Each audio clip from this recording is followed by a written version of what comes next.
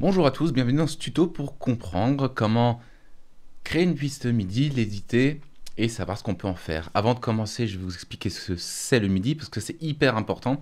Le MIDI, en fait, c'est une note générée informatiquement. En fait, c'est une note comme un Do, Ré, Mi, etc. qui va être transmise à un instrument virtuel ou à un synthétiseur qui est équipé d'une entrée MIDI. Donc, je vais vous montrer deux façons de créer une piste MIDI. Je vais commencer par la façon la plus simple. Donc, je vais créer un instrument, ajouter une piste instrument. Là, on va servir de EasyDrummer. En fait, on va s'amuser à créer un pattern de batterie. Alors, sortie audio, on va rester en stéréo out et son petit nom, ce sera drum.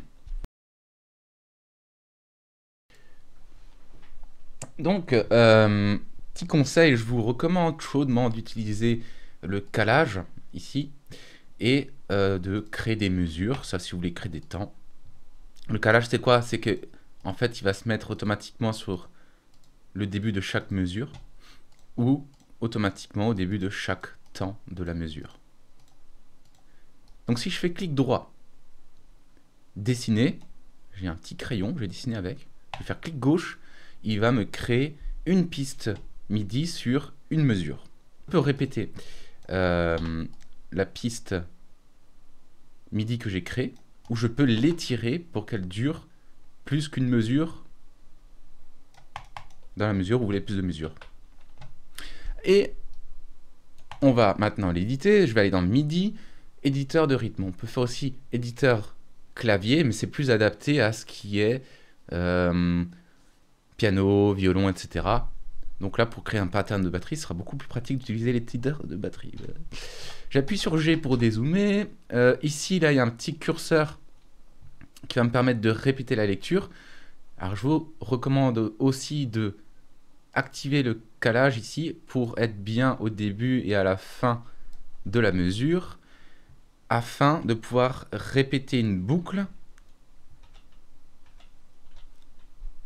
Donc, vous pouvez répéter la boucle, ça devient violet et à chaque fois, ça revient au début de la mesure. Voilà.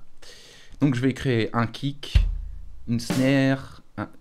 Alors, je vais faire un gros truc de bourrin. Moi, je suis un métalleux, donc je vais découper les temps en 16 là. Et puis, je vais prendre ma baguette ou le crayon selon le logiciel sur lequel vous êtes. Je vais rester appuyé. Et puis, vu que j'ai divisé les temps par 16, il va me mettre 4 coups par temps. Ok. On est en 4-4 d'ailleurs. Donc là, je parle de la signature rythmique. Et puis, on va se mettre une snare là, là, là. Et puis, un charlet sur 4 temps. D'ailleurs, je vais baisser le son, F3 pour ouvrir le rack. Drum, voilà. Je vais baisser un petit peu le potard de volume. Et on obtient, si je le joue en boucle, F2, là, j'appuie. Ok, voilà. Il y a une deuxième façon de créer une piste MIDI. Je fais clic droit, ajouter une piste MIDI. Son petit nom, je vais l'appeler piste MIDI. Et je peux par exemple là glisser ce que j'ai créé. Okay. Et là, ce qui va se passer, c'est que les notes, elles sonnent dans la drum. Pourquoi? Parce que, en fait, en routage de sortie, il s'est mis par défaut dans EasyDrummer. Je peux utiliser ces mêmes notes MIDI. D'ailleurs, quand je parle de notes MIDI, donc là, on l'a fait sur l'éditeur de rythme, j'ouvre l'éditeur de clavier. Là, il l'a édité sous forme de notes sur un piano. Okay. Si maintenant je mets un autre instrument virtuel et que je choisis Alien Sonic, qui a un synthé virtuel de Cubase, je peux router ces notes-là et les passer dans Alien Sonic. Donc je vais mettre un son de base, un son de basse complètement éclaté. Je baisse le volume pour vos oreilles.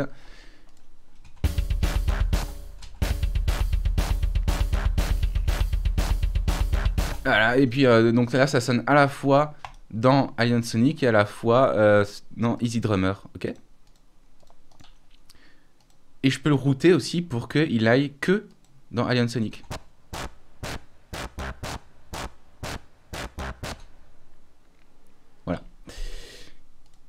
on va supprimer ça, ça ne nous intéresse pas. D'ailleurs, on peut aussi le router sur votre, par exemple, synthétiseur, s'il est équipé d'un branchement USB. Et là, vous aurez votre synthétiseur qui est affiché. Vous pouvez aussi le router sur votre carte son en sortie de carte son, en sortie MIDI s'il en est équipé, et le brancher aussi sur une entrée MIDI classique, mais il vous faut un câble spécial pour ça. Bon, on va oublier là cette piste qu'on a créée. Elle nous sert déjà plus à rien. Je vous ai déjà expliqué comment créer une piste MIDI à part, et je vous ai montré que vous pouvez le router dans ce que vous voulez. Maintenant, je vais vous montrer un petit peu plus dans le détail ce qu'on peut faire avec ces notes MIDI là. Donc ici là, je peux choisir des paramètres. Il y a un paramètre qui est assez utile, c'est la vélocité. La vélocité, c'est quoi? Donc là, je prends, admettons, je sélectionne, allez, je vais tout sélectionner. Je peux faire en sorte que notre batteur, c'est un gros bourrin, de toute façon c'est un métalleux, donc c'est un bourrin. Donc j'augmente la vélocité, donc c'est comme si le batteur jouait plus fort dans la frappe.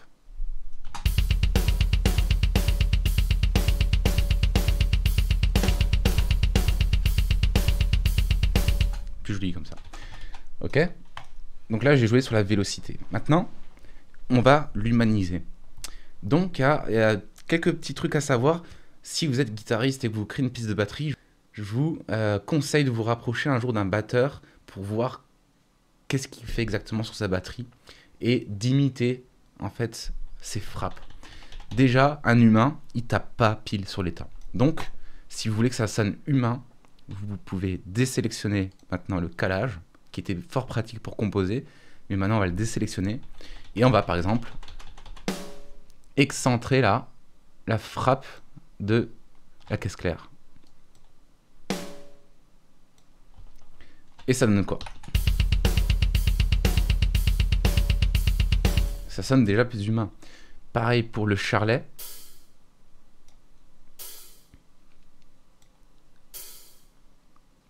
Et vous savez ce que font les batteurs aussi?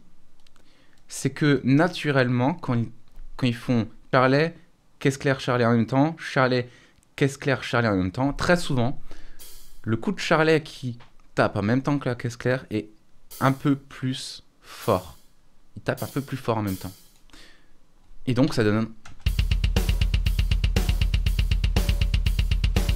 Ok? Si on ajuste un peu là, on ferait plutôt ça, mais...